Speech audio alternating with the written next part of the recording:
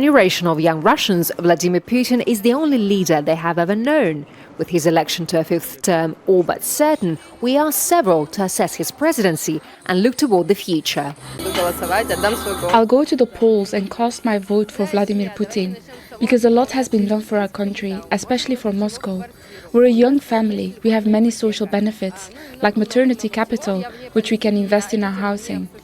I'm apolitical. I don't discuss the conflict in Ukraine with anyone, including my husband and relatives. My children live here, isolated from it.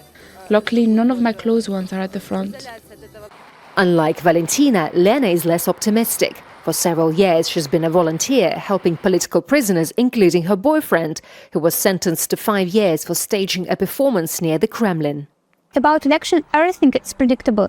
But situation overall is not predictable at all. I think that the government wants to make people think that everyone supports Putin, supports war.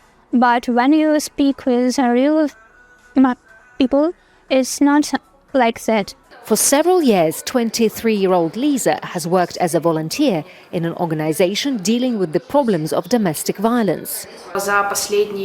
Over the past 7 to 10 years, the situation's been getting worse. Our statistics show, in 2021, out of a total number of domestic violence victims, about 65% of women were killed.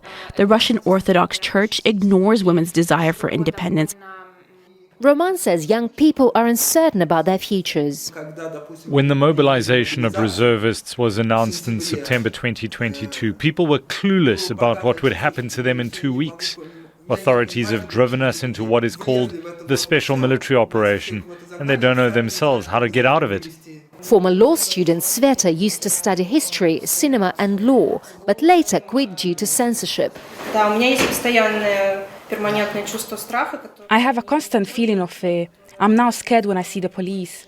If I go out into the street and I see strangers, I carefully choose my words and cannot say anything about Ukraine. I'm scared to pronounce the word war. So despite all the uncertainty, hope is still there, and these concerns and aspirations will be heard by the next president, who is going to lead Russia for the next 6 years. Yulia, Shapovalova, Al Jazeera, Moscow. Make sure to subscribe to our channel to get the latest news from Al Jazeera.